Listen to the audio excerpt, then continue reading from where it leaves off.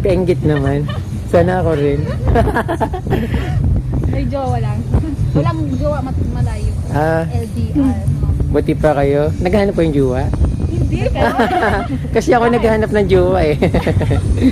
Sabi pa na ng tatay ko dati, kapag kakain daw, alisin yung sombrero. Kung ano may nakalagay sa ulo mo kasi parang binabastos mo rin yung yung grasya, si Lord, dahil nakasombrero ka habang kumakain. So ayun, tinanggal ko na yung sombrero ko. Naalala ko pa si father ko.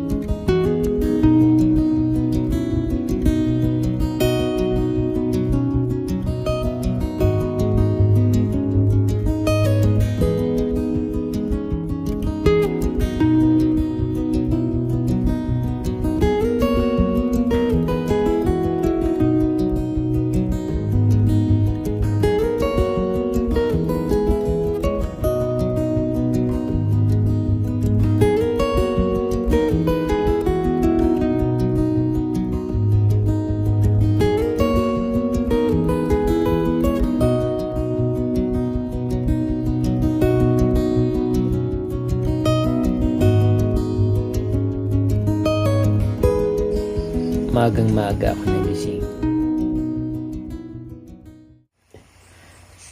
Hindi ako nakakatulog. Halos 3 oras lang naitulog ko sa buong magdamag. Alas 4 pa lang ng umaga, nakadilat na yung mata ko. Kaya maaga akong umalis ng bahay at sumakay ng motor, habal-habal papunta ng bayan. Pagdating sa bayan, hindi ko alam kung anong gagawin ko at kung saan ako pupunta. Kaya sumakay ako ng bus at pinagmasdan ang mga bawat nadadaanan. Madalas ko naman nakikita yung mga dinadaanan, pero palagi pa rin akong namamangha dahil gustong gusto ko talaga nature.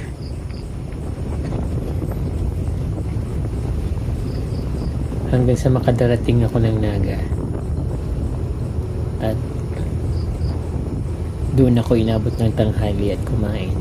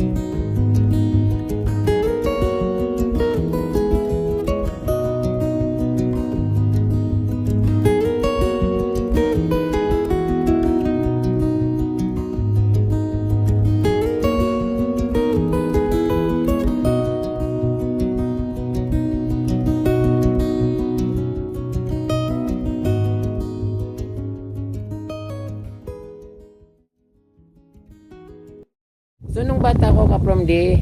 Bata ako, kasama kong kapatid ko. Pagpupunta kami ng bayan, may mga nakikita kami nito sa gilid ng kalsada. So bawat yung ano niya, may tangkay, bawat bulaklak niya ay may tangkay. So pag kinuha mo siya, mayroon siyang lalabas na parang ano, katas. Konting-konti na ano, parang liquid. So yun, sinisip-sip namin yung kasi napakasarap sip-sipin, ang tamis-tamis. Ayun, naalala ko yung kabataan ko with my sister na ngayon ay pareho na kaming matanda.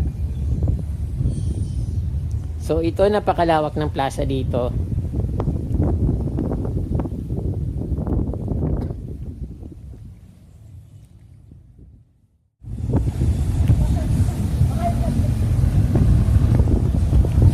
Ay ate, kumusta po ka mo? Hi po. Nakita ko. Ano ka kuya? Iyo po. Ano po pangalan niyo ate?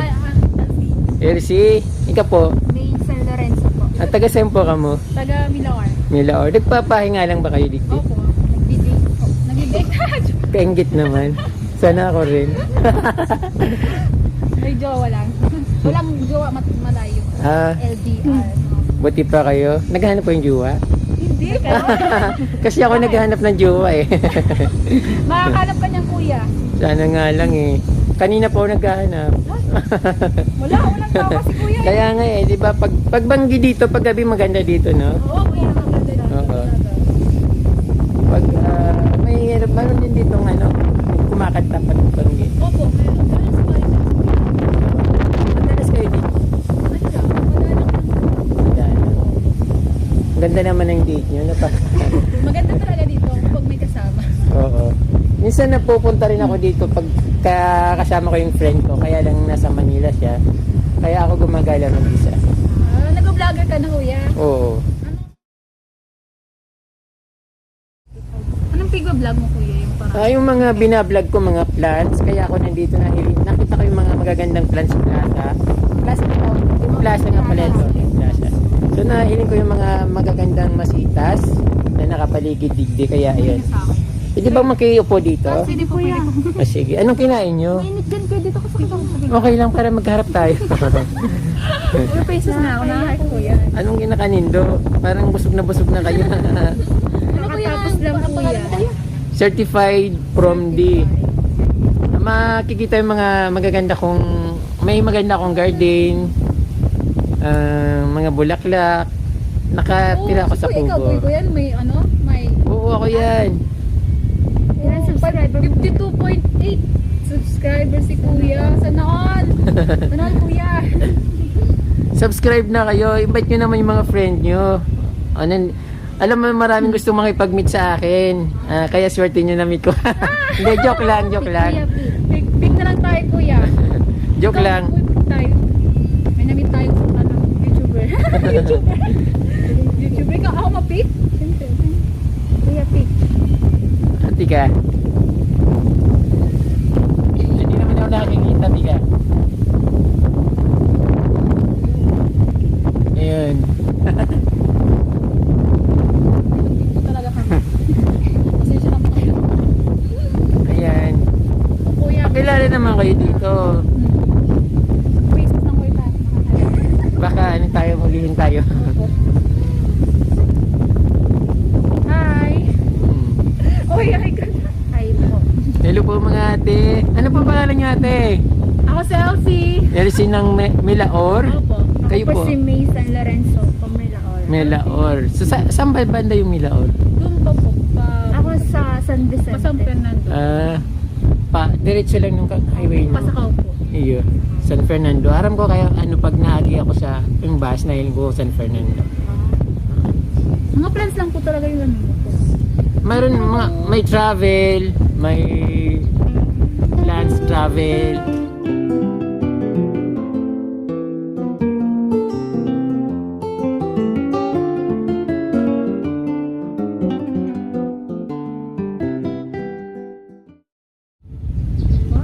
Oh. Nag-date ang magkaibigan. Okay lang naman, hindi naman nakikita yung face niyo, hindi makilala kong si Nakita kanina. picture lang naman yun. Bye po, enjoy your date. Thank you. Kuya.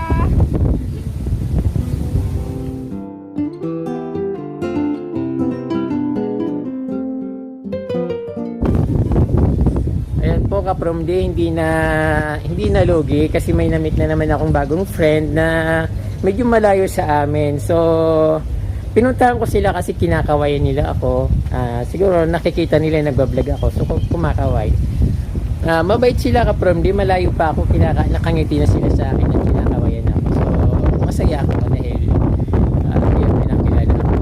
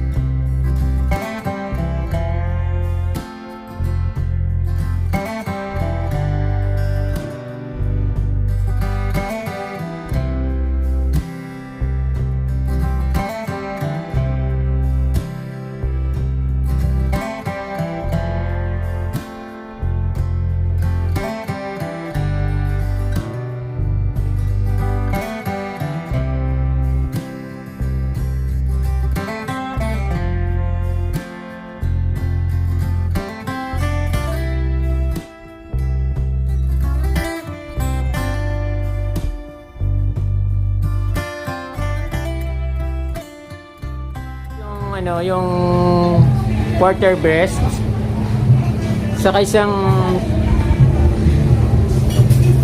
mineral water. 15 minutes. Okay. Naka-order na ako ng food at pinaantay ko na lang. So, hindi masyadong crowded ngayon kasi tanghaling tapat at syempre yung dito, maraming kumakain dito kapag gabi. At talagang punong-puno dito, parang fiesta. So, ang in-order ko is lang, breast chicken. So, gusto ko sanang kumain ng medyo mahal, yung mga T-bone, yung steak. Kaya lang, naalala ko yung parents ko, mga kapatid ko, ang kinakain nila gulay lang. So, hindi ko matiis na kumain ng gulay. Pag lalabas kasi ako ka-from D, kumakain lang ako sa mga turo-turo, kaya lang malayo dito. Tinitipid ko kasi para pag umuwi ako, meron akong pangbiling pasalubong sa nanay ko. Parang gumagalaw-galaw yung mata ko. Kasi ilang araw na akong, ilang gabi na akong hindi nakakatulog ka-from D. Hindi ko alam kung may inom na nga akong yung anti-allergy na pangpaantok. Pero palagi pa rin akong nagigising. At siguro maraming nag-iisip sa so, ito na po yung order ko. Chicken inasal with java rice. Then meron silang sauce. Hindi ko lang alam kung anong klaseng sauce ito. Then syempre water. Kasi hindi ako hindi ako uminom ng soft drinks. Kasi pag uminom ako ng soft drinks, automatic na inuubo ako. Although sabi ko hindi malamig. Pero wala na silang di malamig. Kaya ayun, kakain na ako. Ayan ka, from di kain na po ako. Nagugutom na ako. Kasi mag 1:30 na, ang layo pa ng ginahe ko. Kaya parang natatakam na rin ako dito sa chicken. Parang mukha siyang masarap.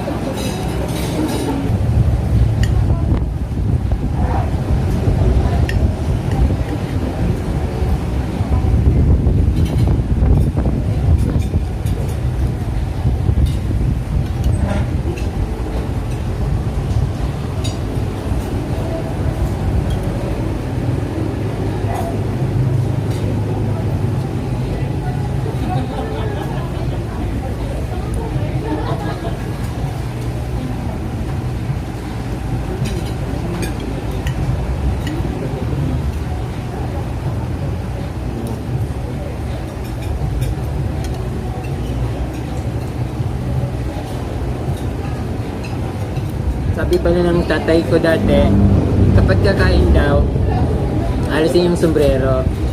Kung ano may nakalagay sa ulo mo kasi parang binabastos mo rin yung yung grasya, si Lord, dahil nakasombrero ka habang kumakain. So ayun, tinanggal ko na yung sombrero ko. Naalala ko pa si father ko.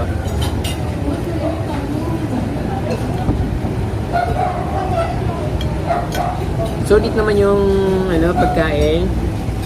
So actually ayoko ng java rice, gusto ko plain rice lang. But yun naman pala yung siniserve kapag inasal na manok ang kasama yung java rice. Pag i-request mo naman ang gusto mo plain rice, sabihin wala sila. So kasi naka-ready na yung java rice. Masarap siya at mura lang, hindi logi. Tara kahit tayo ka from there. Wow.